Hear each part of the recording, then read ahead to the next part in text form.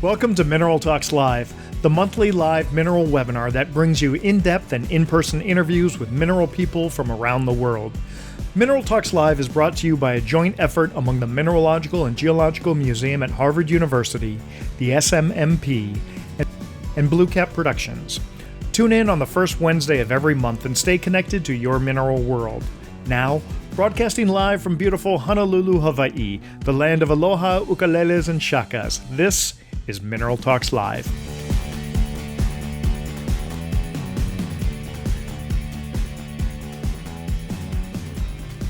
Hi, and welcome to Mineral Talks Live, your favorite mineral talk show on the internet. I'm your host, Brian Sabota from BlueCap Productions, and together with my partners, Dr. Raquel Alonso Perez from the Mineralogical and Geological Museum at Harvard University. No, you got to come here. They can't see you over there. Yeah. And Dr. Eloise Gaillou from the Paris School of Mines. We are happy to bring you this episode of Mineral Talks Live. I think we're on episode 95 now, if I'm not mistaken.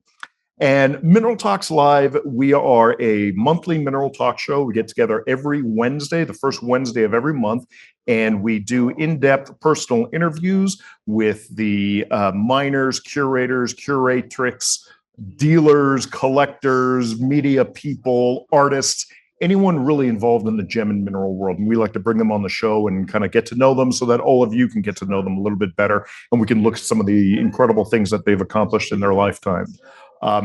I am really especially proud that Mineral Talks Live is a majority female-owned endeavor in this mineral world. And that is super important to me because I love kind of focusing on that in this, what tends to be kind of a male-dominated industry. So you will see that our set looks a little bit different this year because we are here at the Tucson show. And this is one of the few episodes every year where the three of us are able to actually be physically together in the same room. Normally, we broadcast from the BlueCap Productions studio here at the Tucson Fine Mineral Gallery, but we're changing everything going forward. We are now in the conference room of the Tucson Fine Mineral Gallery, and this is going to be our new home for all of our Tucson shows. And what we do is we have the conference room open and we invite people to come in, a live audience. So if you're here in Tucson and you don't feel like staring at a computer screen, come on down to the Tucson Fine Mineral Gallery. Plenty of parking. Have a seat. Watch the show afterwards. Have a fantastic lunch from Brother John's. And if you have any questions that you want to ask our guests, you can do it live from here. So we're really looking forward to that. A few housekeeping rules. Especially now because I don't have a computer in front of us, both our guest and myself, we're not going to be able to see any of your comments that you put online. You can communicate in two ways, either through the chat or the Q&A. The chat messages is, if you want to say hi to everyone who's online right now, and we do ask that when you do come online, go ahead, tell us where you're from so that we can see where we're reaching throughout the world. Now, while we can't see those chat messages, Raquel and Eloise are on the computers and they will respond to any of the chat messages. And occasionally they may interject some of those questions, especially if they're very timely regarding something that we're discussing at that specific moment. If you have more general questions or maybe questions that need a little bit of a longer answer, go ahead and type that into your Q&A button that's at the bottom of your screen there. And we will get to those questions at the end of the show. Remember, towards the end of the show, a little screen is going to pop up on your computer that is our quick fire 5 question. And that is 5 questions that we are going to ask our guest. He doesn't even know the questions we're asking. And he's going to respond to those questions. There are going to be 2 answers. And so you will see the poll come up. You try to predict how our guest will answer. We'll see how close you are. It's a bit of fun. And hey, you may get to know our guest a little bit better. That's pretty much it. This is a live show. It cannot be viewed after this, but in about 2 weeks, we will re-edit this and we will put it live for everybody to see.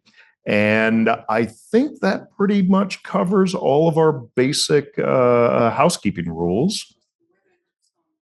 The weather in Tucson, that is a question from one of our live audience attendees. Weather in Tucson has been very cold, especially for me, but it's been very, very cold. But in the last couple of days, it has completely changed. I went outside yesterday with a jacket. And I was like, oh, what am I doing? So it is hot. It is perfect Tucson weather. And it is especially fabulous out in that lovely courtyard. Just to sit down, have a cafe or some barbecue. Wonderful, wonderful, wonderful. Yeah, you're having a good time, right? Oh yeah, sure. I've been watching your things online. So yeah, we're already going to start chatting. So this is Vincent Pardieu. He defined the word field gemologist. He has been all over the world, probably visited more gem mines than anybody else on the planet. Richard Hughes famously wrote about Vincent that if anyone has visited all the gem mines, and I'm paraphrasing, this man has done it. Probably no one on the planet more than this man. I don't have visited all of them. There are still few of them that I want to visit. But you're still young. Yeah, kind of. Okay. Halfway, halfway.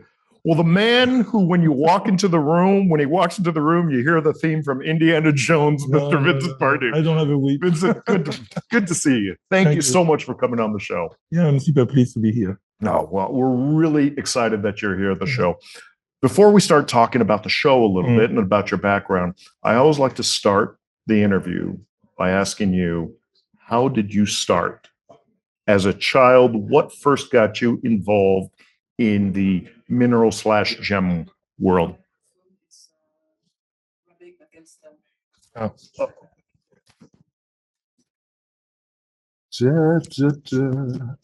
Whoops. We'll edit that part out. Is it okay? Yeah. Okay. Is that good? Okay. Yeah. No. So how did you get started? I started late because basically as a child, we had a vineyard in France. My family had a vineyard, and the area where we had the vineyard was clay and sand. So basically, except the house that was a castle, there was no stones. Okay. So I spent my childhood, between vineyard and forest in France, and the mineral world was something that was very far away. I was more in history and medieval things. And when I was in university, I was doing some research about, the 100 Years War between France and England. Sure, yeah. And I was very interested in one kind of infamous character, the Black Prince of England, a kind of war criminal that was burning cities and villages in France and things like that. Okay, wait, so why were you interested in the Black Prince? Because we were doing live role-playing games. So we were doing medieval reconstitution. So we were for one day, 2 days, 3 days, everybody dressing like medieval. And it was not like a kind of show, but it was a live role-playing game. So everybody had a role, and it was like interactive theater. So there was no public, only participants. The only public was a participant. And this is something that was very trendy in France about 25 years ago, and still now. And I was organizing this type of event. So I was looking at something about the Black Prince. And then at this time, there was no internet. So I went to library and I found out that there was something interesting because the Black Prince, there was also a Black Prince ruby. And then I dig a bit more on that. And I found that this ruby that was probably the most famous ruby in the world was not even a ruby, that was a spinel. I say, what the hell? And then I started. This is a story that's repeated itself many times, like the crown jewels in England. Yeah. And then I started to try to find out why this ruby was a spinel and where it was coming from. And there was nothing about the place it was coming from. And then I started to read a thing about gem. Few years before, I read a book by a French novel writer. His name was Joseph Kessel, and he was a very good friend of a gem merchant from Paris that was Rosenthal. And he went to Burma, and he wrote a book about the Valley of Rubies that is very famous for everybody in France. So I read again the book. And then I say, okay, I have to go to Burma. Wow. One day. And then was it the romance of the stories that were being told, or the adventure? What was it that appealed to you? It was Well, it's whole thing because my childhood was about storytelling. My family, my grandfather is a hunter, my uncle is a hunter, my family, they were involved in the resistance. Every time there was a family meeting, there were stories. Okay. If you wanted to be part of the family, you had to get a story. If you don't have a story, you stay at the table and you listen to the others. Right. So it's clean about the dishes. Yeah. So hearing my family all the stories, I say, okay, I have to go. To travel. I have to find my own story, new story. Bring new stories into the family. Yeah. So this is what was going on. And then I went to the military. I didn't stay. I went to study science in university. I was feeling that I was doing analytical chemistry, and I was a little bit lost when my family sold the vineyard. I wanted to be a winemaker at the beginning. And for 20 years, I had no idea what to do. And then I still wanted to visit the world. So at one point, I found the opportunity to become a tour leader. Mm-hmm. And I started to take a group of French people to visit all around the world. Okay. So, and one day, there was a new destination that opened, and it was Burma. So I said, okay, I will go to Burma first. I will send a postcard to. But this is like a childhood dream. Like, oh, now it's possible. Now I can do this. Yeah. Okay. So, and that was around 1997. And I sent a postcard, and I went there. And just before to go there, I read again the Valley of Ruby, and I said, I have to go to find a way to go to Mogok. Yeah. But then when I arrived there, it was not possible to go to Mogok. Right, you could get into Burma or Miramar, as they call it. Yeah, now. But I could go to Mandalay, Burma I'll go to Mogok. Into Mogok because you need a separate. No. At this time, it was not allowed for foreigners. Okay. So I discussed about that frustration with a Burmese guy, and this guy told me, if you want, I'll take you to Mogok. So he smuggled me in Mogok. How did he smuggle you? You were like in a false bottom? Or? No. He told me, okay, we rent a car, a nice car with tinted window, a nice Toyota tinted window, and you come, you take a kind of a military jacket, a cap, and sunglasses. You go at the back, and when we pass the military blockade, the checkpoint, the window will be, and then you just say hello to the soldiers, and nobody will dare to stop the car because it will be at 5 p.m. And this is what we did. That is hilarious. So you weren't hiding in chickens and stuff like that. You went in the car boldly, and we arrived full speed at the checkpoint, and we didn't stop. Oh my! So we enter, the restricted area, and we stay in a village where he had some friends, and they hide me during the day, and during the night we were going out, and I went to see my first safari mine. It was night, and there were some people digging in the jungle. Then we were denunciated. And then some soldiers came in the village, and the lady who was hosting us in the house told us. So then we escaped through the jungle, and we walked for 17 hours to reach again an area that was allowed for tourists. Okay. Yeah. So you're hiking through the jungle to get to this area. Yeah, 17 hours at night. At any point, did it seem like that was a bad idea, or was this just part of like I've got a really good story I can take back to my family? No. I had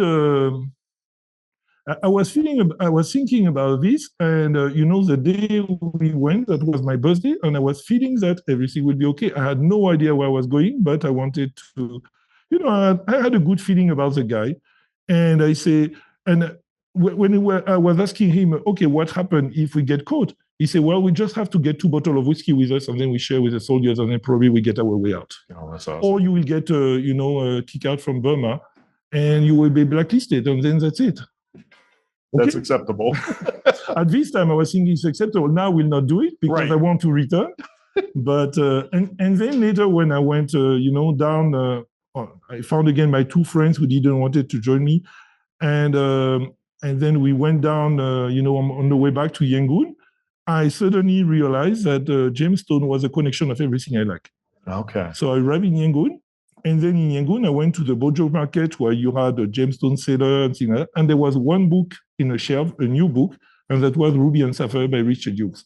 There you go. Okay. And then I wanted to buy the book, but the guy didn't want to sell the book. He bought the book, I think, around $60, and I raised the price. And at $250, he agreed. So basically, I bought the book plus the plane ticket to go in Bangkok to get. But at this time, there was no internet, so I had no idea if I was not able to get this book. You maybe never find it. Maybe I will not find it because At this time, it was super difficult to get books. When I wanted to read about the Black Prince, I had to take the train to go to Paris because the books were not available at the place I was. Okay. Yeah. So I bought the book and then I read it once a year for 5 years. So every year you would start reading that book all over again from cover to cover. Yeah. And so that's why I say sometimes to Richard that he's my book father. Without Richard writing Ruby and Sapphire, probably I would not have gone to gemology. Fascinating. That is incredible. Yeah. So, okay, so you are seduced by Mogok. You have the book. Yeah. Now you have to make a decision. It's either, oh, well, that was kind of a fun adventure and this is fascinating, or I'm going to shift and make this my life work. What happened at that crossroad? How did you reach that? I was a tour leader, so I had the privilege to travel with people who were, between 50 and 70 at the end of their career. And when I was speaking with people in my group, sometimes I had some jewelers, and I was telling them about, how to do and things like that. And all of them told me, Vincent, there is no way, Some of them asked me, are you Jewish or Armenian? I say, no, then you have no chance. If there was an easy way to go for, travel and do something with gemstones, I would not be a jeweler, for example, in Bordeaux. I will be doing that, but there is no way to do that. So everybody told me that it was not possible to do. And then in 1999, at the end of December 1999, I had an issue with my girlfriend. And then I had no idea where to spend New Year's Day for 1999, 2000. And then I remember about the guy who smuggled me in Mogok. I took a plane ticket, I went there, and I spent the evening, the last day of 1999 with him at the same place we met. Okay, and this is back when, for those of you who remember, this was going into the new millennium. Nobody knew what was going to happen. Yeah, all we the assumed that will break maybe down, everything is going to shut so down. I said, where should I go to do that? Okay, let's go to meet the guy that basically gave me the idea to try to do a new career. So he was in Yangon? No, he was in Mandalay. In Mandalay, okay. In Mandalay. Okay. So I went there, and when I went there, I found a flyer in Burma about a book that was called Mogok, The Valley of the Mogok by Ted Temelis. Yeah, Ted, absolutely. Yeah. That's a Bible. So I said, okay, I will read it in Thailand, I will buy the book, because I was thinking the book was printed, but it was not. So I went back in Thailand, I contacted Ted, and at this time I was tour leader, I was going back and forth, and he was needing some photograph or thing in Burma. So when I was going to Burma, he was asking me, can we go to see that guy or that guy or that guy to get some material? Super. So he used me as a traveling guy to go to get something. And then thanks to that, I met a Burmese gem merchant from Mogok who was in Yangon. And this guy, he met me and we started to discuss. And I said, I would like to learn more about gem. He said, well, if you want, I can arrange you to study gemology in Burma with my nephew. Wow. Yeah, no, that was not, but that was my teacher. So he arranged, that gem merchant arranged for me to study gemology with that man. With this gentleman? Yeah, with Uanko from the GDA. And this gentleman was one of the 4 students from Anderson. Anderson, the gemologist, the British gemologist, went to Burma and he teach 4 people. That was one of them. Yeah, one of them. And then he arranged these studies. So I was going to study gemology in the morning, studying gem cutting in the afternoon, and in exchange, in the evening, I had to teach him about computers. So I spent 3 months in Yangon, learning gemology in the morning, cutting in the afternoon. I was very bad. I know I cannot do that. And then teaching me computer in the evening. So that's the way I get my first diploma in gemology. Amazing. Staying in Burma, in the early 2000. And then when I returned in France, I had some stone, and I found out that nobody knew about my diploma, and everybody was thinking that because it was a Burmese issued. Yeah, in Burmese school, right. That nobody knew, and no one recognized. Nobody had studied gemology in Burma for, I don't know, since the colonial time. They didn't know what to do with it. So they had no idea. So they advised me, can you get a diploma with some recognition? Okay. And then I asked Ted, and Ted Temelis arranged for me to be able to study at GA in Bangkok. So I super. returned in Thailand, and then I studied at GA in Bangkok. And then Ted took me on, at this time, Mogok was opening because Mogok was closed. And then Burma started to open. And in July 2001, the first thing that opened, that was the jade mine in Pakant. Okay. So we went there. And on the way to the jade mine, you had a new discovery that was just happening when I was a student, that was Namia. And you had a gem rush to the spinel on the ruby deposit in Namia, a place in the jungle in northern Burma. That was the first mine I ever visited. And I was with a spinel dealer. So I started to get an interest in this spinel. And then we went to visit the jade mine. And a few months later, in September 2001, we were the first foreigner in Pakant, we were the first foreigner in Namia, and then we were the first foreigner in Mogok, in order to collect more material for Ted to finish his book. Amazing. Yeah. Amazing. During my studies at GA. Now, how was the jade market? Because I've been to the jade market in Mandalay, which is, it's much different from the big jade auctions that go on. The jade market in Mandalay or in Yangon? Or in Mandalay. In Mandalay, that was fantastic. Yeah. It's going nearly 24 hours on 24 hours. People are working either in the jade market at night. Some people are working, in their house at night. And in the morning, you have people coming to trade and things like that. So it's a square that was about 200 meter by 200 meter, full of people with smell and things like that. This it has all the time been one of the most fascinating places that I know about. And usually I was bringing, when I was going to Burma, one place, we were going to Mogok sometime, but one place I wanted them to visit was the jade market in Mandalay. Yeah. No, that's an incredible market. And then there was the auction, the jade auction in Yangon, the Emporium. I've never been to that. The Emporium. That would be amazing. Yeah, that was fun. You've been to those? Yeah, sure. What's it like? Describe it to our viewers. There was a big building with an auditorium with, numbers that were coming, and all around you had jade boulders and things like that, and thousands of Chinese looking and trying to look at stone and trying to gamble on the thing. And then inside the building, a bit over, you had a special room where you had a few color stones like rubies from Mongshu, and you had a few stones from Mogok. But the main thing was the jade.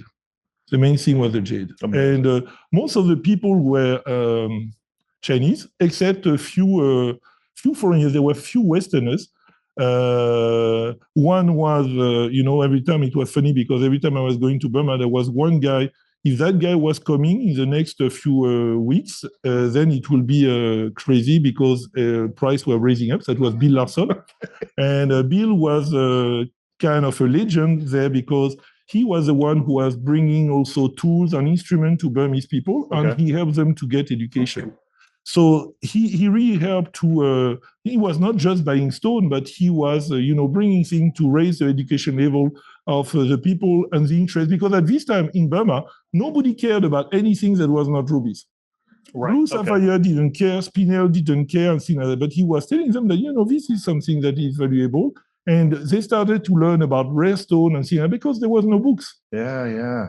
So, there are lots of amazing things that come out of Mogok, more than just the rubies. You get the spinels, the sapphires, the peridot. You have about 80 different types of, different type of, about 50, 60 type of different gem material coming from Mogok.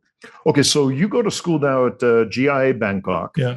And what did you notice was the big difference between your studies there versus your studies in Mogok? Because everybody kind of thinks... No, I guess it was in Yangon. In Yangon, sorry. Yeah. Well, because everyone thinks like, Burma, Myanmar, it's all very different. Backwards. Very different because if you go to any gemological school around the world, most of them are done on the same type.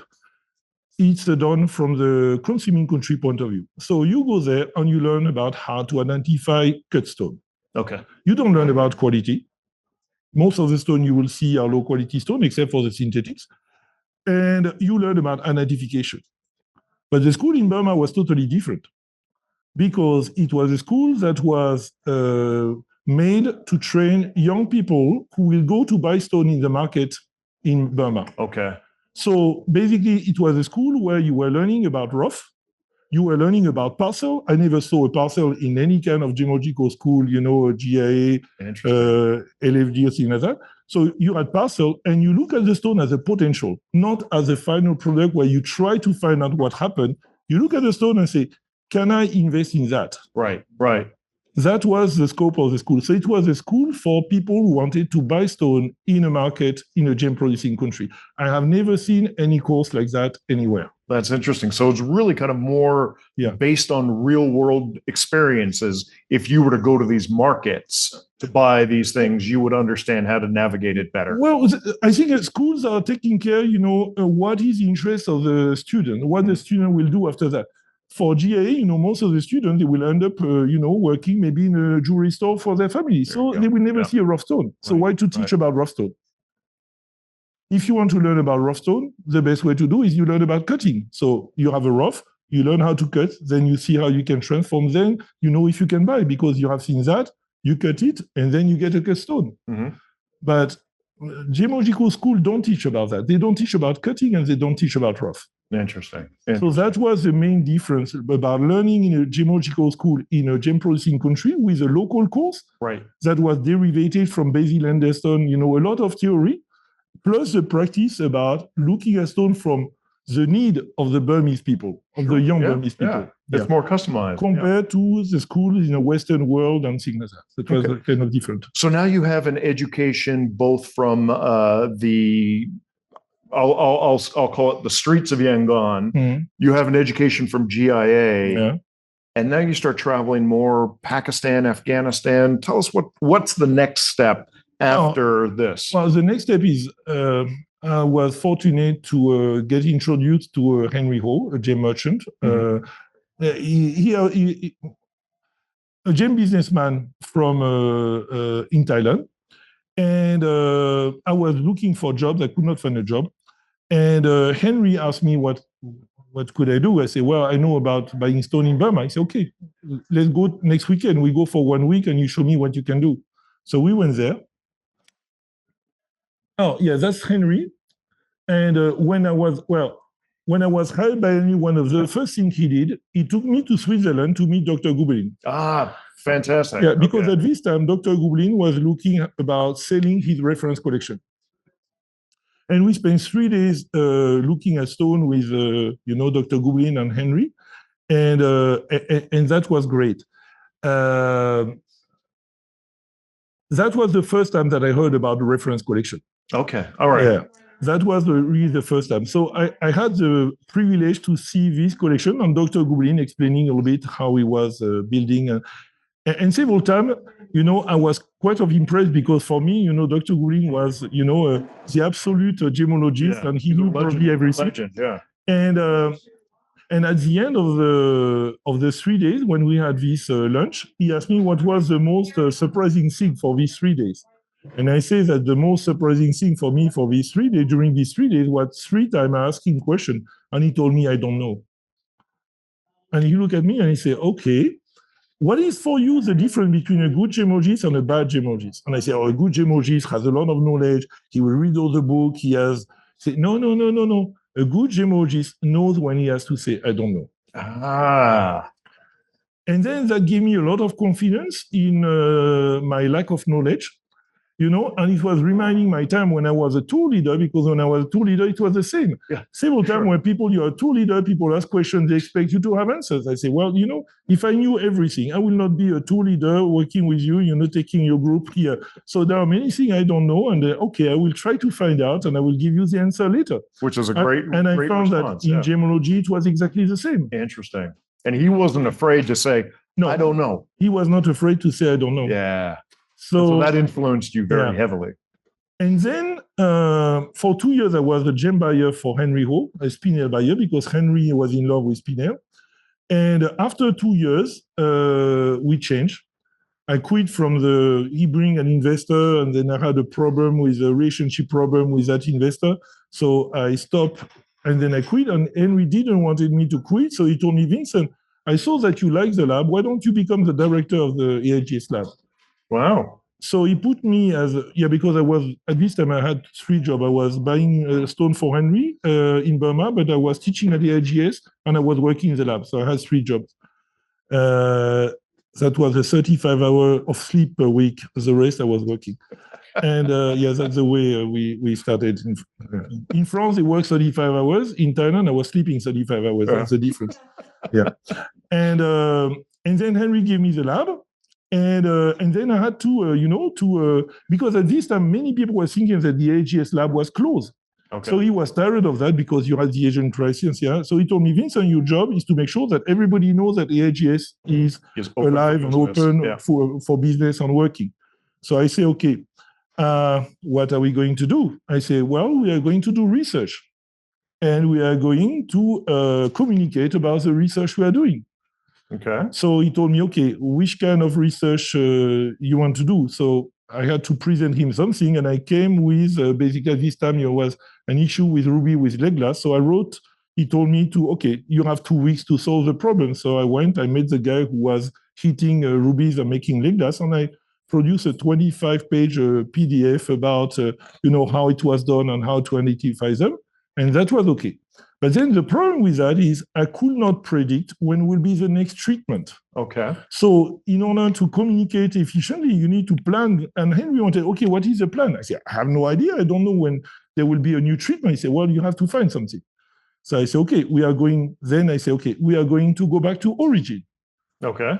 And that was the big challenge about that, because Bangkok is a place where the stone are entering the market. From all over the world, it comes into Bangkok. So when you read any kind of gemological literature, there is nothing about the stone that were in the market in Bangkok. There was no article about all the places that were producing today. Okay. So to do origin determination when you are in Bangkok, you are on the front line. You need to go out now. Well, that's what I told him. I told him, okay, we are going to origin determination. We don't see the stones that everybody know about, but we are going to all the active mines around the world. I will take 4 months per year.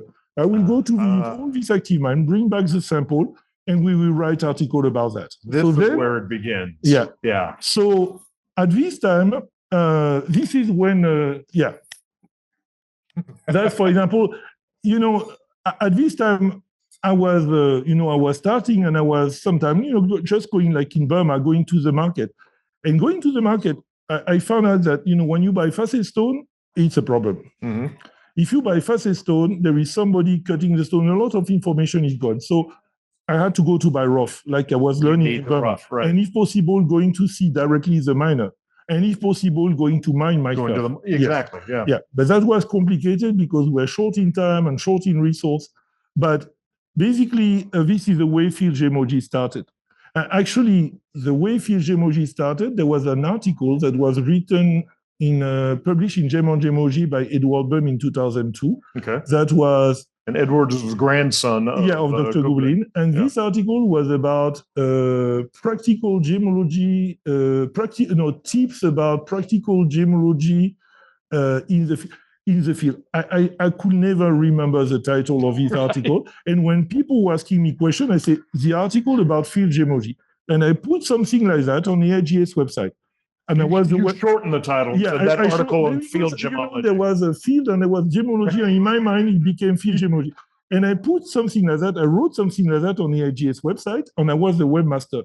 And the director of education of the AGS complained that, because under my management, the AGS website became an Indiana Jones outfit written in bastard English. Oh my. Especially this word field gemology doesn't exist. But language is a dynamic thing. It grows, it changes. Yeah, but he said, you cannot do that. We are a good establishment. We cannot do something like that. So I had to back down, and I was frustrated. And in 2005, I traveled with Richard Hughes. I took him, we went to visit some ruby and sapphire mine in Madagascar, and I told him about that. And Richard told me, finally, I met Richard, and that was our first travel together. He told me, Vincent, you should have your own website, and then you can do whatever you want, and you can say whatever you want. Perfect. So I returned in Thailand, and I asked Henry if I could have my own website, and Henry agreed. Mm-hmm. So then I was wondering, what should I call my website? And I said, I will call it Field Gemology. I love it. I love it. Just to please. A little rub in the face. So I called my website fieldgemology.com. I didn't say an official Indiana Jones outfit written in bastard English, but but you were thinking it. But I was thinking about that. But I said, no, I have to be a little bit more, diplomatic. I don't have to go diplomatic. So, we started this field gemology program with Henry. We didn't have the money, so he told me, okay, you have to find partnership. Right. So I went to see Gubelin, and I asked them to partner with us, and they accepted. And then he loved the idea. And then there was not enough money, so I had to find one of the students, to pay for his part. So basically, AIGS was paying for half of my part. Okay. Gubelin was paying for half of my part, and there was a student traveling with me who was paying for his part. So then I was able to finish the budget. Yeah, you had it ready to go. And we went for 4 months, and we went to Vietnam, Sri Lanka, Kenya, Tanzania, and Mozambique. Kenya and Tanzania, and Madagascar. And then the next year, we went to Pakistan, Afghanistan, Tajikistan, and China. And this is when I heard for the first time about your name, because when I went to Pakistan, I was traveling with another guy. Correct. My family's name. You didn't hear Brian Swoboda. No, you heard about Ed Swoboda. I heard that there was a guy, a little bit like Bill Larson, who was going around, in the mountain of Pakistan, and he was teaching people how to take care about mineral, because before everything was broken and stuff like that. Right. So I heard for the first time your family name. I never met your dad, but I heard about your dad. Super. I wish you could have met him. He would have liked you very, very much. Yeah. Oh, what's that? Pakistan? No, that's Afghanistan. That's at the Panjshir mine, Kamasafid. Yes, that was a little bit later when I was traveling. And yeah, that was at this time, 2006, when I was again. This is in Panjshir, but this is not the same valley. This is in Mukeni. Mukeni, at the entrance of Mukeni Emerald. That's also 2006, and that was probably one of the most beautiful days in all my life. Because with the help of Richard, on this trip in 2006, I was traveling by myself in Pakistan and Afghanistan, and Richard Hughes was coming from the US, and we were joining together in Tajikistan. Okay. Because we heard that somebody discovered the mine that produced the Black Prince ruby. And that was, wow, this is incredible. Gary Bowersox in 2005 took a photograph and put that on his website and said, this is the mine. And then he went there. So we recently said, we have to go there. So we found a way to go to Tajikistan and then to find our way to the mine using a secret weapon. We had the book, Ruby and Sapphire by Richard Hughes. And for 4 days, we were discussing with the governor of Badakhshan in order to motivate him to give us the opportunity to go to see the ruby mine on the Spinel mine, in order for Richard to be able to make an update of his book, and there will be a chapter about Tajikistan. And it worked. So we were able to go to visit the ruby mine, and we were able kind of to visit the Spinel mine, at least to the old mine. And I was able to take this photograph. And that was great, because I remembered that my first interest for gemology was about... Well, right. It comes full circle. About that stone. And with Richard, we had a great return. And Richard told me, you know what? Now, we have seen this mine now. The mine I would like to visit are the Lapis mine, because the Lapis mine are the oldest gemstone mine in the world. You had mining for Lapis for maybe 5,000 or 6,000. Mm-hmm. And since that day, I was trying to go to visit the Lapis mine. I failed 6 times, kind of miserably. And from 2006 to 2000. Okay, but failed in what way? What happened? Money didn't come through. No, because one time I ended up in jail because they were thinking I was a spy. So I was going around, and there was a stop at a police blockade. Are you a spy? No, it's not a spy. Then I'm quite visible on internet, and if people want to know what I'm doing, just go on internet and they check. And if I was saying, I don't care about, some people say, but maybe if the CIA and the KGB and they have nothing else to do than checking my profile, it means that the world is great. So they can go to check my profile and look at what I'm not into politics. Right. I'm just into gemstone. I'm not an activist. I go to see the mine. I love all miners, big, small, legal, not legal. I don't care. Sure. I go to see the miners. It's about the material. Yeah. And in 2022, I was able to go to see the Lapis mine. Fantastic. But I had to wait for the trouble to stop because from 2006 to 2018, every time, there was the Taliban fighting the coalition forces and things like that. Yeah. There was insecurity. My local contact was killed. There was some unrest. So several times we had to stop. Okay, we cannot go, too dangerous, we cannot go and things like that. And finally, at one point, I worked with USAID and with a company called DIE to set up a lab in Kabul in 2020, 21.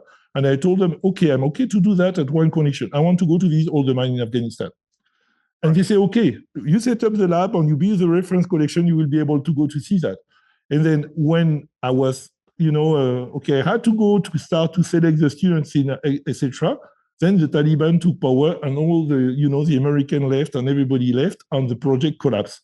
So I say, okay, again, failed. Yeah. But then 1 year later, most of my contacts left Afghanistan, but the small guys didn't have the money to leave Afghanistan and they are still working there.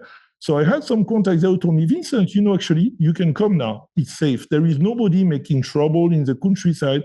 Afghanistan is safe. There is no attack. There is no bandits. There is nothing. Okay. The Taliban, are trying to control the cities and there is no troublemakers anywhere. Nobody cares. Yeah. So we help you to get a visa. You come and we can take you to the Lapis mine. Really? Yeah. So I went. And I was able to go to the Lapis mine in November 2022. And what was that like? Because now you're going back to the very source, the origin of everything. It was, you imagine a medieval village? Yeah. Yeah, that was that. Okay. Stone house on a tailing, no toilet. And I had a funny story on that, it went to on my Instagram and Sinada because arriving at the mine, I was thinking, tomorrow I will go to see the Lapis mine. It will be the most wonderful day in my life. It was a total disaster because I arrived at the mine, in the village in the evening, and then I started to feel that in my belly, and I had a chocolate bar. I had a chocolate bar just before, and I think, oh no. And then I spent the night, in the house, in the mining village in Afghanistan, there are no toilet. Yeah, you have to go outside. So we were in the nice part of the village, next to the river, next to the mosque, and you cannot go to do anything. You cannot go to do any offering to the nature there because there are people doing their ablution down and things like that. So if you want to go to do a donation to the nature, you have to go on the other side of the village in the north, where everybody is going. So you go through the maze of the stone house at night, and quickly because you feel that it's coming. And then you go there, and then it's quite simple to find the place. There is the smell. The stronger the smell, the closer Follow you your are. nose. And then you arrive to an area at the end of the village where, on the floor in Sarison, there is lapis everywhere on the floor. So the floor is blue. At one point, it starts to be black. So you are getting close. And then it's black everywhere. There is no paper. So there's no paper. Nobody is using paper. None of the trees have leaves anymore. No. But don't pick up the rocks. Yeah, the rounded one, the soft one. Don't. Don't.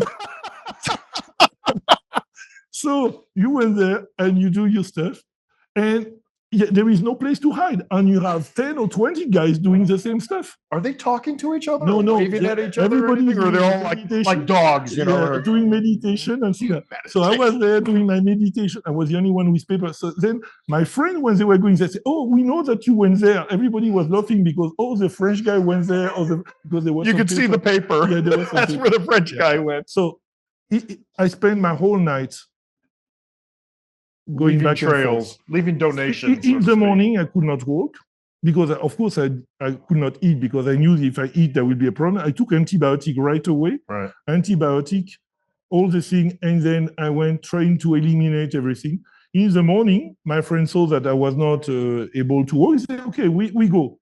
And then I was, "Oh no," and I cannot go, and I'm half dead. And then they went, and at 11, my friend came back and said, Vincent, it was wonderful. You know, we went to the lapis mine. It was the greatest time. God came down from the sky. I was hating them. I was so frustrated, you know. And then again, I could not even tell them that, you know, because I had again, you know, a calling from nature. Then I ran there. And this time it was the worst thing ever. Everything was green, slimy. It was daytime, so I could see what was going on. And it was a total disaster. But when I look at the color and the texture of the whole stuff there, I knew that there was two solutions. Either I had eliminated everything and then I was safe, or I will go to die. Right. 1 hour later, I was feeling better. You're fine. You had nothing in your system? They went for lunch. Lost 20 pounds? Yeah. Or looking slim? They went for lunch. They came back and they say, you know what? We have a great news. There is a new lapis mine just next to Madancha, you know, the famous place that was producing the best lapis in the world in the past. It's just 10 minutes walking from here, and probably you can go. So suddenly, you know, I was going to heaven. And then we went, and it was okay. And then we arrived. Okay. No, it was okay, but I was walking. It took me 20 minutes to go, and my friend 5 minutes. So, but I reached the place where there was the mine. And I say, where is the mine? And then they showed me a cliff.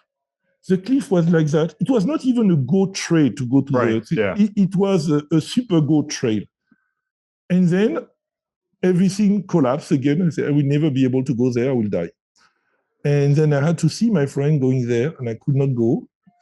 And then that was one of the most depressing days in my life. But I was sitting down there, and I look at the other side. Oh, this is where you went? This is what? Peter what?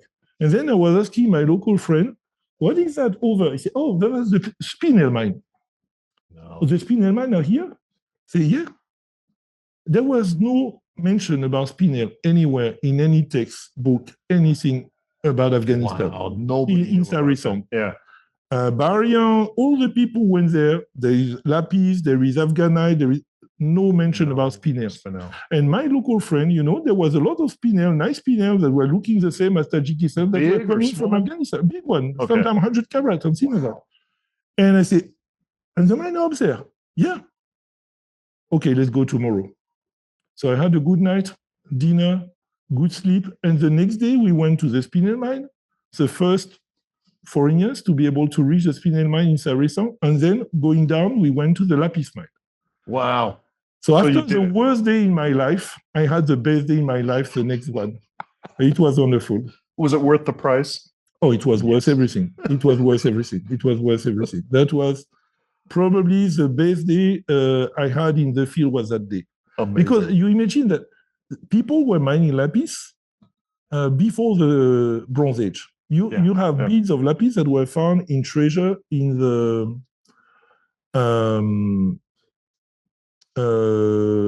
Indus civilization that were dated about 8,000 years before Christ. So basically nearly 10,000 years ago.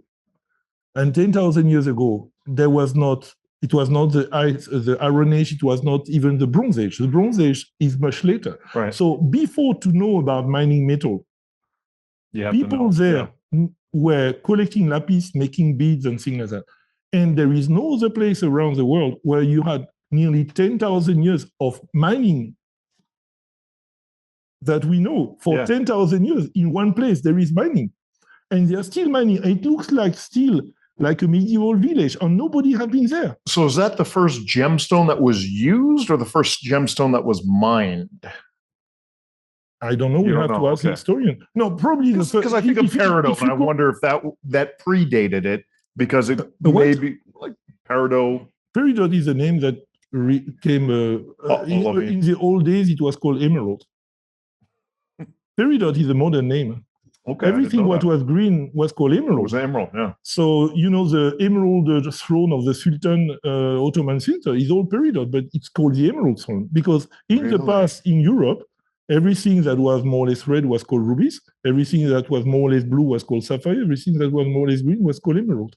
It's later that they started to, with the age of discovery, they were naming stone with color and origin.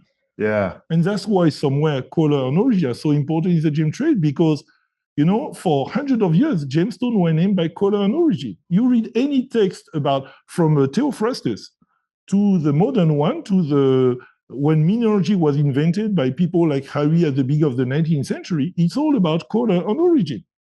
So romance about color stone, it's all about color and origin. And so lots of mislabeling in the past, historically. No, it was not mislabeling. People knew, for example, there were different types of rubies. There were some rubies that were called the ballast ruby because they were coming from Badakhshan. There was the Bohemian ruby because they were coming from Czechoslovakia. And there was the Oriental ruby because they were coming from maybe Sri Lanka or Burma. They knew that the stone had different hardness. The people who were cutting the stone, they knew that a ruby and a spinel had different hardness. But it was red, they were calling that rubies. And it's later the mineralogists who decided that, okay, this system based on color, on origin is very confusing. Yeah. Try to read a Buffon and you will see how confusing the whole stuff is. Then they say, we cannot go with that. We have to get a system that is making sense. Right. And then they created mineralogy. And now, they created a list of misnomers and they say, okay, we will call the stone by mineral species. And then every book about gemstone, instead of starting with a chapter about Theophrastus, Pliny, and things like that, started with a chapter about mineralogy. Interesting. And that was the first, I think, revolution in gemology, when they changed all the name. So if you read anything that is older than the French Revolution, all the name means something different. Okay. So it almost becomes an umbrella name as we would perceive it right now. Misnomers. Yeah. Yeah, exactly. misnomers. Exactly.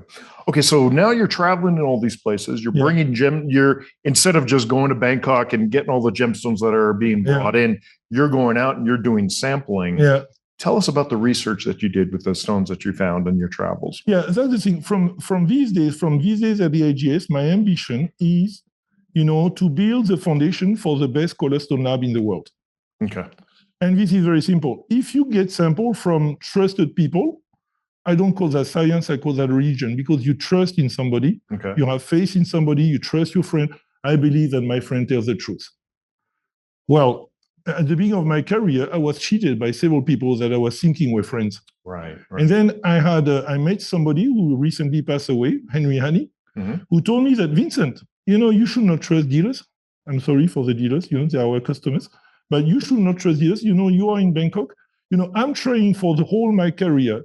I was trying to get support from the SSCF board in order to go to the field. I was never able to do that. So he was very frustrated about that. He said, you are here in Bangkok with Henry. Why don't you go to the mine and you collect your own sample instead of trusting dealers in Bangkok? Yeah. And I was speaking with Henry, and this is the way we started the field gemology program. Right. With the moral support of Henry Honey. Fantastic. So we went there collecting some samples. And then with this sample, you can do research, and at least the sample, this stone is from there, and it was not treated because I bought the stone at the mine. Right. You did it from the very source all the way back. Most of the lab are not doing that. They buy stone in Tucson. They buy reference sample in Tucson. Right. I don't call that reference samples. Yeah, they have whatever. I see many labs. They have some stone, a box with some stone. It's written Sri Lanka. When the stone was collected from who, in which conditions, all this information is lost. Yeah. And when this guy retired, the next guy have a box, nothing documented. Yeah. And this is several times I went to a lab, especially at AIGS. The lab had moved several times. The reference collection was there was a box, there was some stone, and the label and glue. So I had the label here and the stone there. I said, I cannot work with that. Yeah. So a reference collection, it's sample, very well documented, and the documentation stick with the sample. And based on that, we can one day, and my ambition is to be able to make one day, this is, at the AGS, I was not able to do that. Then I moved to Googling because I was thinking that Googling, they were paying half of the expense for the two years. Yeah. But at the end, I found out that Googling was interesting because most of the stones that were coming to the Goblin lab, I found that they were not the same stone at all that the stone that we could see in Bangkok, because it was in consuming country. Mm-hmm. And the stone I was able to see every day on my desk at Goblin were Burmese ruby, Kashmir sapphire, Thai rubies. I never saw a Kashmir sapphire in Bangkok when I was at THS in the lab. I nearly never saw a Thai ruby when I was at THS in Bangkok because the mine were closed. But every week I had on my desk at Goblin. But the stone from the new deposit, they were not going to Goblin. So at Goblin, 90% of the stone, they were second-hand stone. You know, people, stone are durable by definition. Gemstones are durable. Right. So they accumulate in consuming country, and people die, people divorce, people have debt. The stone come back, they go to auction house, and that's the main thing that is going to lab like Goblin or SSCF. Stone from second-hand, right, from classic deposit. So they had not really an interest. They say, Vincent, we don't want you to go to get parasites in Africa and things like that. We want you to work on the stone. And so it was very difficult for me to convince people at Googling that there was the need to go to visit all the new mines everywhere. Mines, yeah, and take samples. So I quit. Okay. And GA asked me, because I'm a bit stubborn sometimes.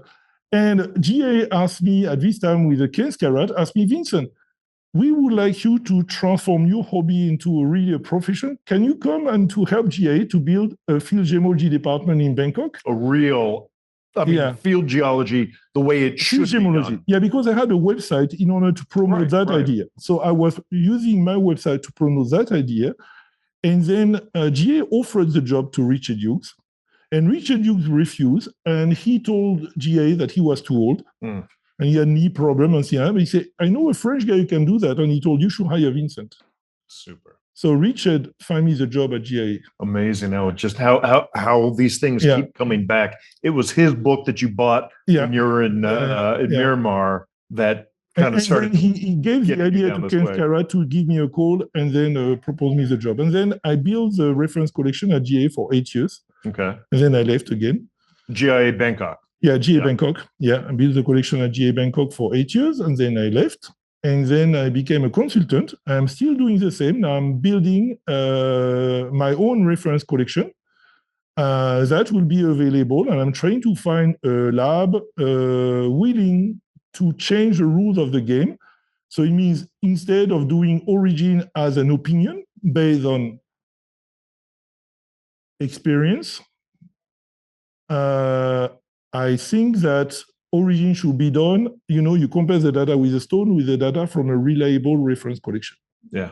And not an opinion. Right. Because the game with opinion, basically, it's many labs, they just target mediocrity and they reach all their objective. You don't need to have a reference collection. You don't need to do research. You just give your opinion. Customer come and they ask your opinion. You don't need to go, doing that. So when I go in Bangkok, I try to get things like that. People say, Vincent, we don't need to go there. Right. And anyway, our customers, when I was at GA in Bangkok and I was trying to get people to come in the lab in Bangkok, they say, no, we don't want to send you the stone in Bangkok at GA. Say, why? Well, you give too much Madagascar. Say, but the stone are from Madagascar. That was a gem merchant in Madagascar. I say, yes, they are from Madagascar. But if you give Madagascar, we cannot make money. We want Sri Lanka, Burma, or Kashmir. So we go to the other lab who will give Sri Lanka, Burma, or Kashmir. Wow. So there is no incentive to do research because the customer will not bring the stone to the lab in order to get Tanzania or Madagascar on the report. They will go to the lab. They want a marketing tool that will help them sell. You have some labs that are helping the end consumer and some labs that are helping the seller. And they're all kind of in cahoots. And who do you trust? Yeah. So so how many valid reference collections are there? Because so GIA is doing that. We had Wim Vertrees on the show a while back, and of course you guys are very closely tied. And he was basically saying the exact same thing that you're saying, which is probably he learned from you. His talk was great. Perfect. Yeah. GA has a very good reference collection. And then I have a reference collection that I build the system to document the stone at GA, and my collection is done exactly the same way. Okay. So there is one at GA and there is mine. And that's it? Or the others, let's see how they reference their stone. Most of the stone are bought, some people go to the field, some people, but they don't have, I don't know which system they use in order to document the stone, but I have seen many collections where the stone are put in a box and there is just a Sri Lanka or Burma or that. Right. Not enough Like the collection from Dr. Gublin. Mm-hmm. The collection from Dr. Gublin, when he was alive, he knew, oh, this stone, I bought it, the story, but he never put that on paper. That was all in his head. Yeah, so it's gone. Wow. So then, and he was buying stone at a period where treatment were not a problem. Right. So you have some stone, there is a box, Sri Lanka, and we had no idea which stone were hidden and which stone were not. And they were all faceted. So this type of collection cannot be used as reference. And this is the same story, Eloise knows that well, with the stone from the museum, because it's the same problem. You have sometimes labels, sometimes they know who bought the stone, but there is not too much information. And sometimes the information is wrong, because the stone came to the museum, was a donation from a gem merchant, and the guy says that, for example, oh, this stone is from, I don't know, Egypt, and then you find out that the stone is from Colombia. Yeah, like in a recent article that you did. So if you want to build a lab that will provide reliable service to the trade, there is no other option if you want to have a solid foundation that build yourself your reference collection, and then you have the machine, and then you have the people, you create a database, and then you compare the data of a customer stone with the data from that database. That was what we were trying to do at GA at the beginning. Okay, so if a lab wants to do that, they have to, well, I guess the question is, do they have to start from scratch? Do they have to start from the very beginning and do what you did, which is go to the source, do their sampling, do their collecting, and only in that way can they have a proper reference collection. So they have to put that investment, that time, that journey's in. Yeah. And talk about the paper you published about the different grades of like good quality reference specimens that you have from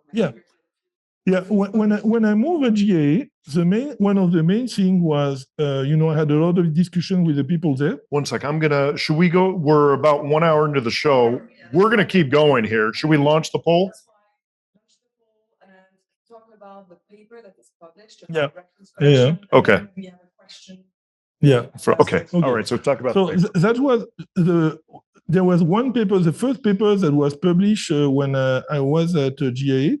I had a short expedition, several expeditions to Pailin and Chandraburi and Pailin, because this is where we, I immediately 3 weeks after, going to GIA, I started an expedition. We had no budget. It was just after Lehman Brothers. So I was supposed to have an assistant. The budget was cut.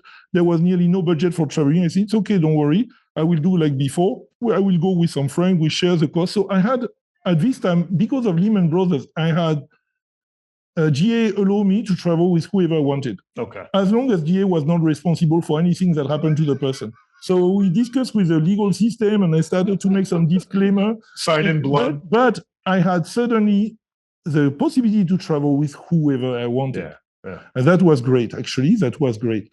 So I went there, I went to Pailin, and I bring back the stone, show that to Ken and Shane McClure. And so they were looking at that and say, Vincent, we need to have a system to know if you get the stone at the mine or you bought in the market and see that. I say, good, don't worry. I had a system that we are working on at Gubelin when I was discussing the same story, working with my stone that I collected 2005, 2006 with Daniel. And I say, we were already working on a system. So I proposed them the system. We had some back and forth discussion, and this system was accepted.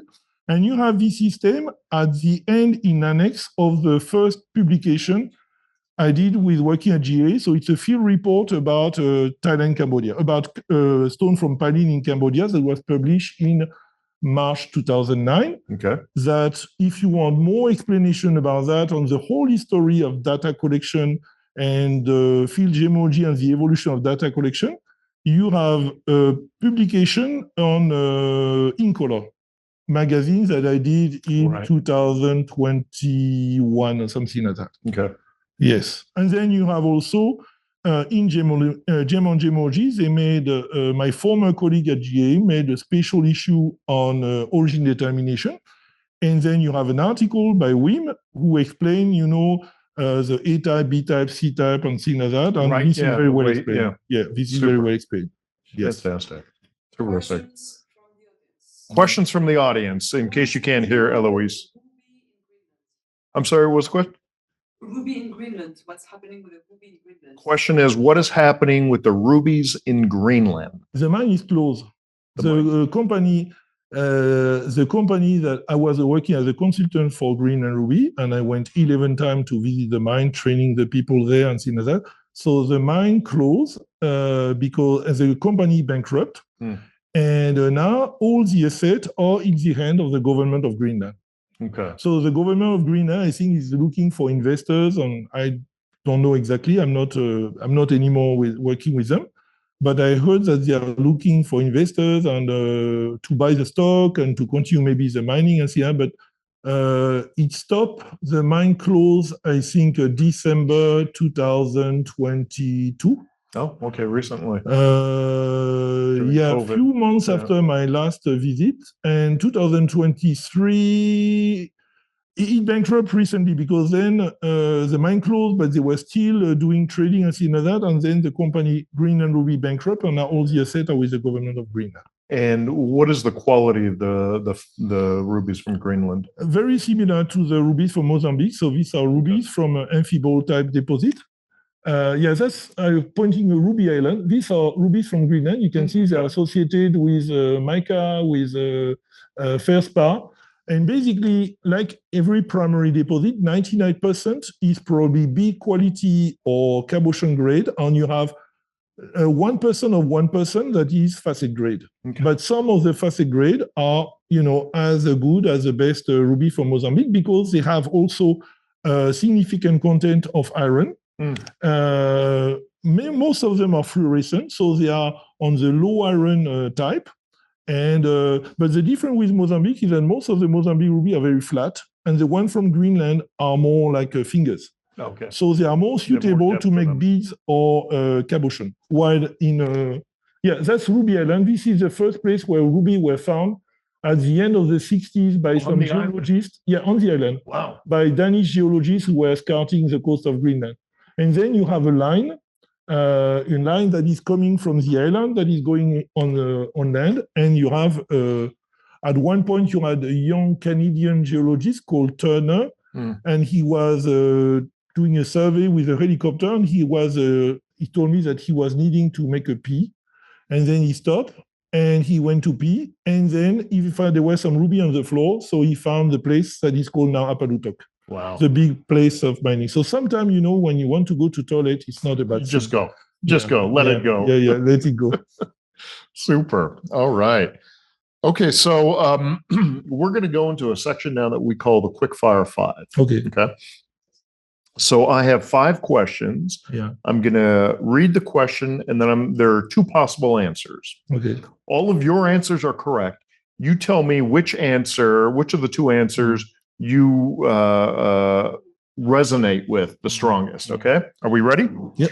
I'm going to pick up my, I have them.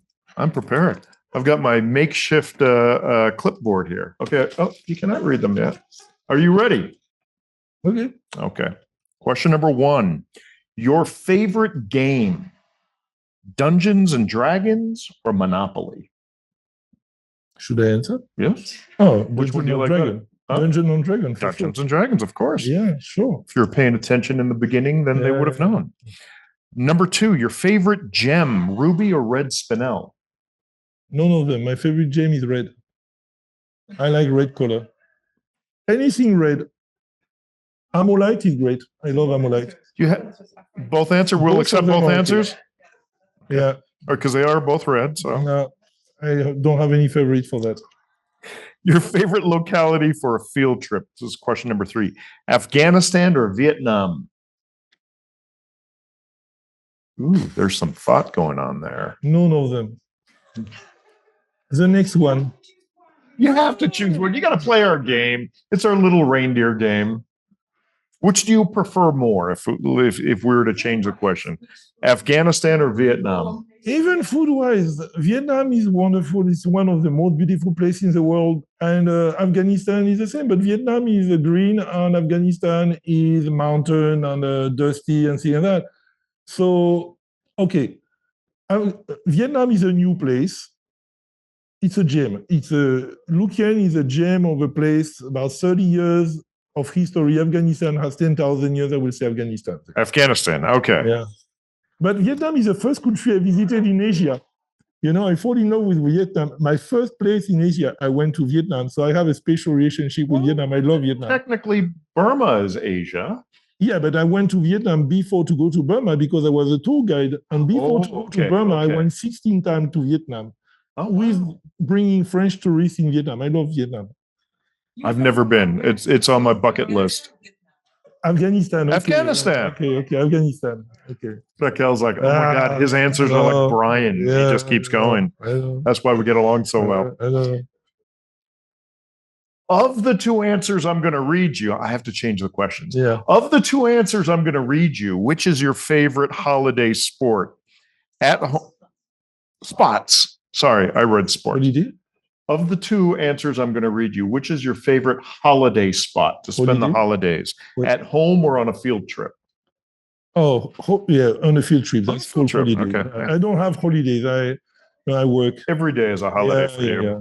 My Ken was telling me that, basically, I don't have holidays because I love working. And for me, working is a holiday. Yeah. Yeah. But you hit that mythical goal where if you love what you do, you never work a day in your life. But sometimes I like to come back at home so I can work on the photograph and write articles. Of course. Everywhere you go. Okay. Last question. Okay.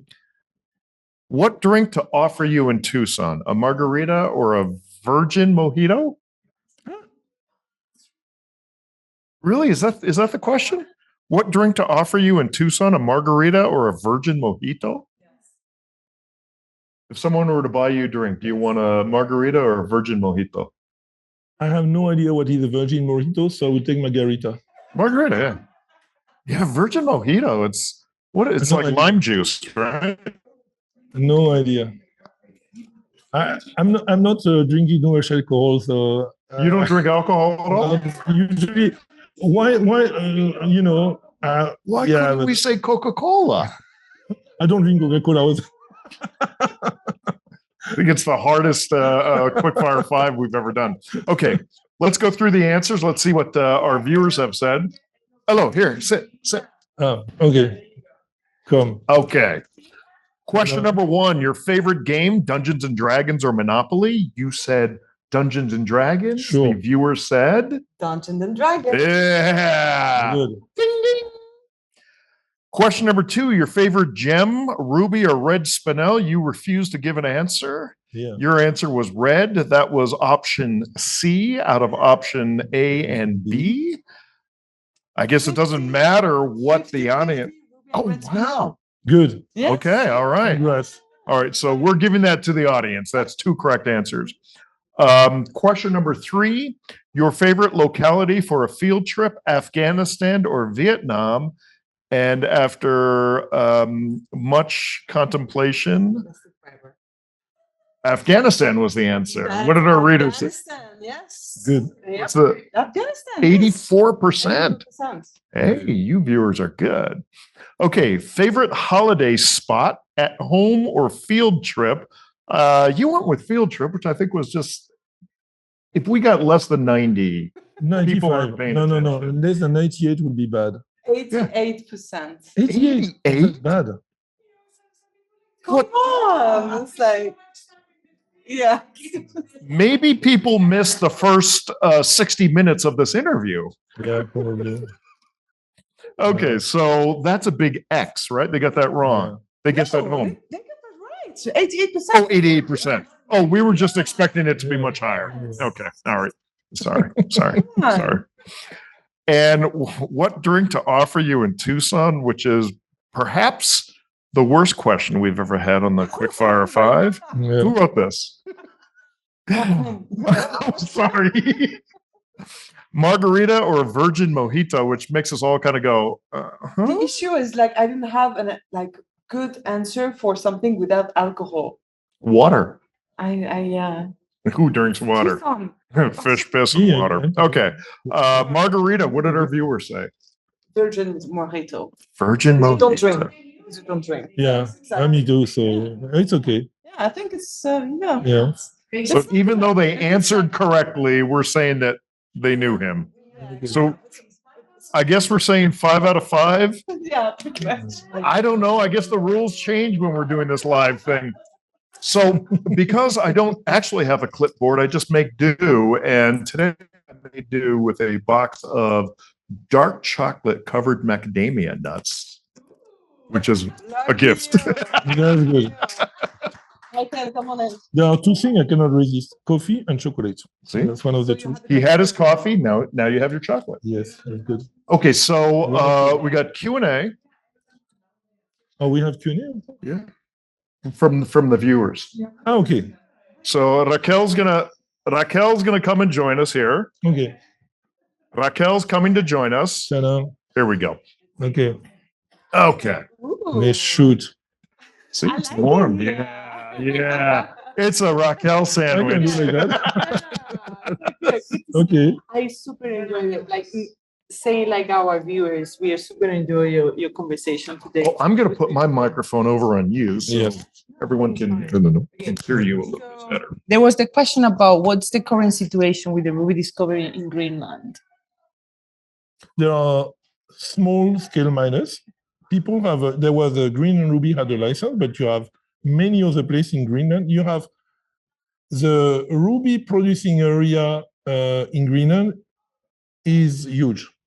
Wow. But there was one big mining company, that was Greenland Ruby, and then you have many small scale miners who are mining there during summertime. So there are still ruby produced in Greenland by small scale miners, and there is a huge potential. But it's very complicated because there is no secondary deposit. Because everywhere in Greenland, the weathering was not done by chemistry, like in Mozambique or in Sri Lanka or things like that. So the rock were not destroyed by water and temperature and things like that. They were grinded by glaciers. So you don't have secondary deposits. So you just can do hard rock mining. So you have a very small production. And if you want to look for facet grade, this is 1% of 1%, or maybe 1% of 1% of 1%. Wow. So it's a challenge. But the stones are beautiful and sometimes, and you have beautiful specimens. I think the specimens, some of them I have seen really exceptional stones that I believe are super great, and there is a good potential. Yeah. What are the regulations? The regulation is very complicated because basically you cannot.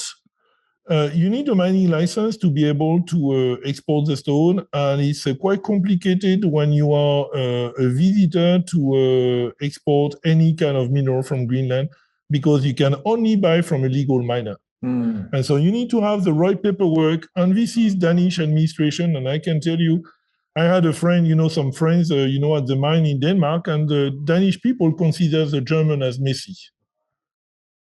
As what, sorry? Germans are messy people. Messy people, yeah, Okay. because they live in the south of Denmark. And in Denmark, they are well organized, but in Germany, they are messy people. They don't even speak about France or Italy. So, when I was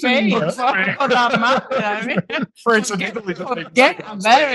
So I had some friends there who say, no, we are not like, we are organized people and we follow regulation. We are Danish, That's hilarious. So you can only buy from illegal? From legal. From legal. Yes, legal miners. Is there illegal mining in Greenland? There is all the time some funny people who are doing funny things, but yeah, all the time. But yes. Amazing. Okay, so next question. How do you overcome language barriers following courses in gem producing countries? Oh, that's a good question. How do you overcome the language problems? It's very simple. It's the same as the regulation and things like that. I don't travel alone. I found a local contact.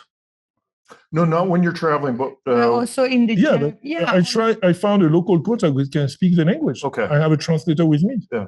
Yeah. No. I don't travel alone. It's not safe.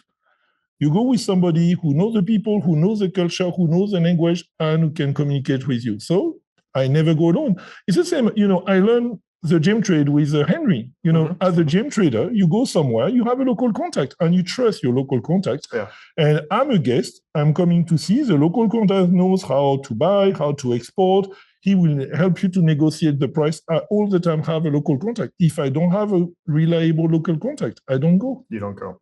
No. And when you were studying your GEM degree in Burma, Yeah. how was that in English? No, it was in Burmese, but the young guy I was studying with was English speaking.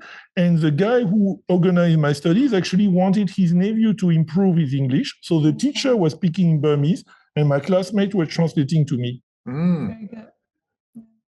So that was fun. Okay. So then, how many languages do you speak? French, English, a bit Spanish, Thai, Burmese, a bit Vietnamese. Yeah. Okay. So those are things that you just picked up during your travels, Yeah. but you didn't have to study them before No, but you went. usually I will advise people when you go to a place, if you want to go to a place, 1 month before, you can read a publication about that place, but you can also take a small book and learn about 50 to 100 years words of vocabulary Okay. in order to be able to say hello, goodbye, to count, and to be able to find your way. That's what I was doing when I was the tour guide, trying to, before to go to any country, to learn about 50 words. Yeah. And pantomime works very good too, Yeah. where you just universal. I'm hungry. Where Yeah, can I yeah, go? yeah. Okay. So then follow-up question. How would somebody go about finding and qualifying a guide if they wanted to go? One of the best way I had before is basically I became an ICA member. Okay. All right. ICA member was an association, ICA, International Cornerstone Association, that was an association with traders and miners. And through ICA, I was able to meet, local contacts to go to Sri Lanka, to go to all the different places. So basically, and you can come to Tucson, and Tucson, you meet a lot of people, and you meet one person, and you feel that you're compatible with that person, and then you can go. There are many people, and not everybody can travel with me because I'm not compatible with everybody. But you have to find somebody that you are compatible with. It's same as dating and getting a wedding. Okay. Same story. Makes sense. Yes. So what's a downside of your lifestyle? Downside? Yeah. I don't have any downside. He has to have a matching hat for every situation. No, I still have the same. Someone was asking, it seems like you are living the life of our dreams, right? Going to places, finding gems.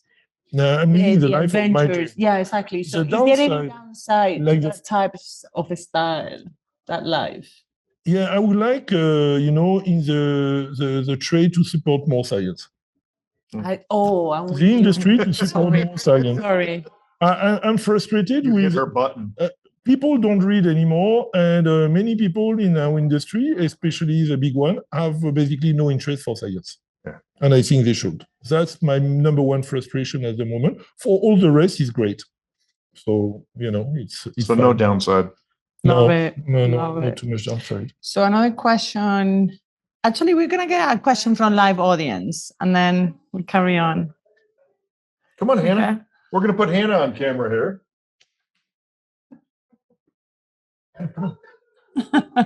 Fine. You can just But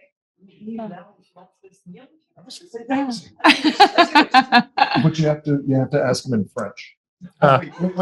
You have the microphone.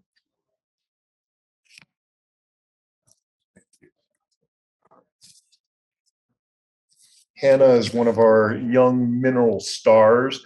She does a lot of her own cutting, and she has rough and cut collections that she's entered in competitions and won many awards. So Hannah has a question. Go ahead. So I follow you on Instagram, and I saw you posting that you're in Muzo, Colombia. Yeah. Can you tell us about that? Well, Muzo was my last blast.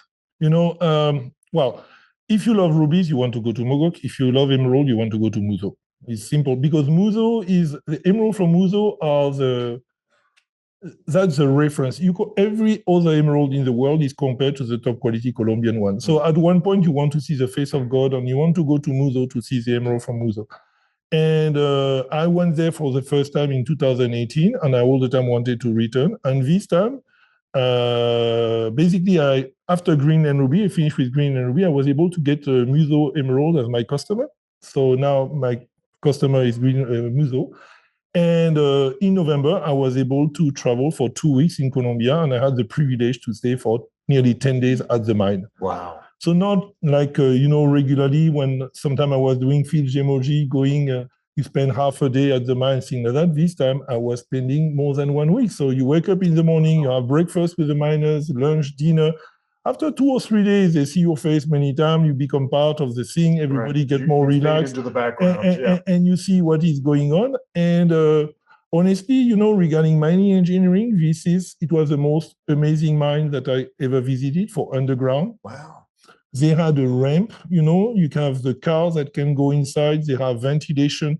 Even if you are 1 kilometer underground, the air is the same temperature, moisture, and they make this ramp in order to target the area of interest, and then they mine upwards. They mine upwards, okay. So they use gravity as an advantage. So when they blast, the rocks are falling down and the geologist can see the rocks. Yeah. The mining spots you're mining from is never flooded. There is never, you don't have to, take out the thing in order to see what is down. So, they are using gravity as an ally instead of fighting against gravity. That was brilliant. That's and the mining engineering is great. The team is super friendly. You were saying that, you are a fan of, to have many women, in right. this. I can tell you the geologist team there, you have 8 people, you have 4 ladies. 4 ladies who are geologists, they go to the mine underground every day and they are working in the mine. That was nice. Maybe someday 5. Well, maybe. And no, it was great. And the valley, this mine was super interesting because also in the 80s and things that it was an open pit, with excavators and bulldozers and things like that, and a lot of environmental problem. But then they decided to go underground. And now, they are doing rehabilitation of the former mining site. So you have the jungle that is growing again, and you have nature coming back. You have birds, you have snakes, I love it. Superb. Is it was a company that's operating it, or is it a consortium, or how does that work? In the Muzo region, you have several companies, but my customer is the company called Muzo. Oh, okay. Yeah. So the main mine. Yeah. The historical mine with Porto Arturo and things like that. Yes. But in the region, you have, like in Greenland, you have other companies working. I don't have visited the others this time, but from what I have seen, compared to 2018, no, this is the most modern underground mining company I have seen in the world so far. Now, maybe there are some other ones that can compete, but I will welcome them to invite me, so I will be able to compare. Superb. No, it was great. Muzo was great. The people, the food, the place, the mine. Everything is fantastic. Oh, I just want to return. Yeah. I hope that they will send me back. That's it? Yeah. All right. Let me take that microphone off you. Yeah, you're welcome.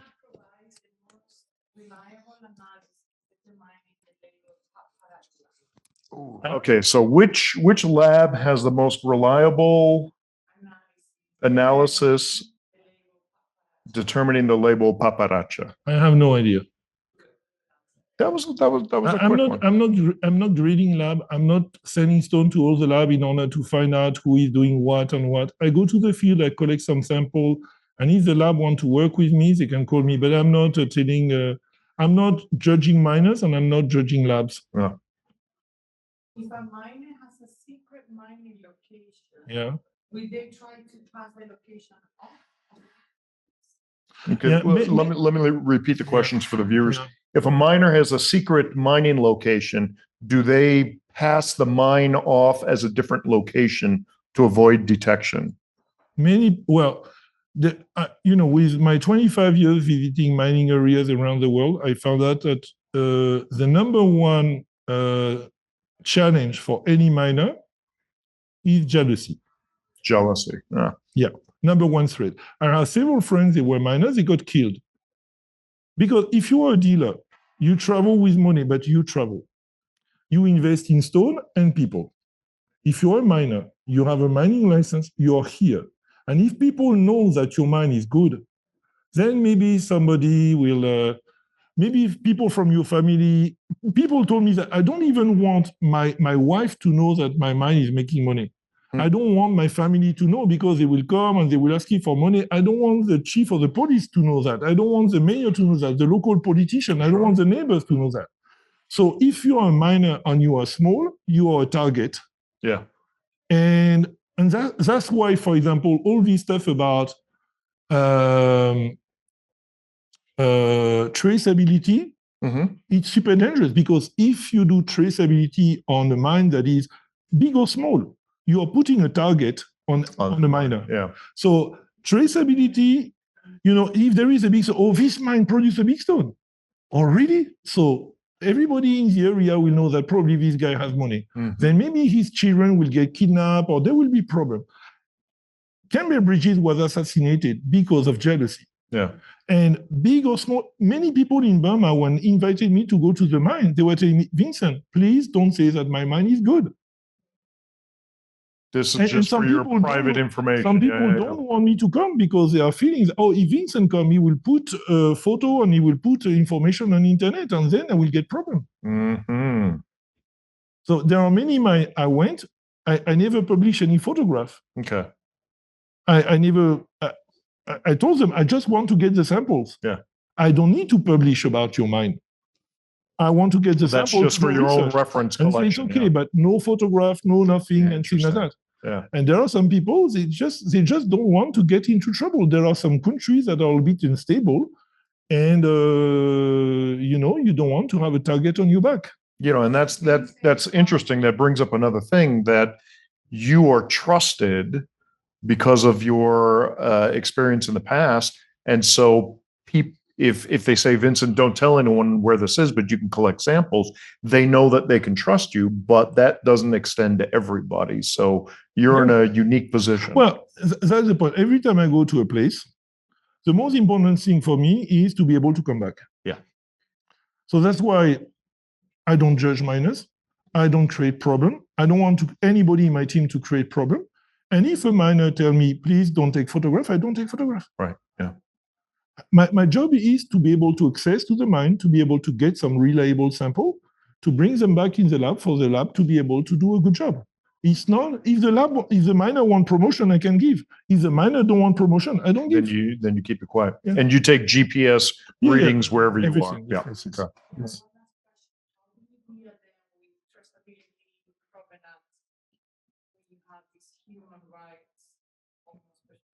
So the question is, how does Vincent deal with the trust and the responsibility when you're faced with my job is traceability. Yeah, so when you protect the miner, you also want to protect the consumer, but the miner doesn't want to disclose where the gem is coming from. Well, my job is all about traceability. Basically, when I was working with GA wanted to be sure that the sample were coming from that mine, and then I collected a sample. So I went to the mine with a cameraman, and everything I was doing has to be documented. So it's traceability. Field gemology, I don't go to buy the stone myself because sometimes a foreigner cannot buy stone. I go with a local gem merchant, he buys the stone, I document. But this documentation will not get published. But sometimes, at GA, for example, and at the LGS in the lab, they have also a school, they are teaching gemology and they want to use some of the materials that I have, photograph, video, and, the note that I have in order to explain what is going on there. So I explain, I write article, but sometimes, the miner just don't want to have his photograph because he don't want to be a target. He don't want the name of his mine to be mentioned. So I put, please do not publish that in any article or things like that. But as a lab, if we want to be able to identify, for example, the stone from one place, we just don't need to go to one mine. We need to go to all the different mines because maybe, there is a difference in quality. Mm-hmm. So we have to try to go to any mine, legal or not. I don't care. I don't care because I think that science is more important. Mm-hmm. Huh? Then the results are not public. They are shared by few labs. Well, yeah, there are. Well, I choose in a way that when I will come back, I don't want to have problem, and I want the local people to be happy. You respect, the people who welcome you, and you make sure that they don't have trouble. So that's my ethics, to be able to, do my job, and the people who welcome me will be happy, and especially me, they will be happy if I come back, and my boss, and the lab who is paying for the expedition will be happy because I bring back the right sample with the right information that is going there, and they will feel that they will be able to do research with expensive machine and stuff because I bring a reliable reference sample. So the question that's going back and forth here is, how do you record all this information that ostensibly helps the public, but you have to keep it private too? And so Vincent is basically explaining his position on it, where he keeps that private and doesn't publish it. So I'm getting the signal. We are an hour and a half. All right. Well, that's going to bring it to the end of this 95th episode of Mineral Talks Live, come to you live from the Tucson Fine Mineral Gallery with our live audience here. Vincent, thank you very much for being on the show. Thank you for taking time to chat.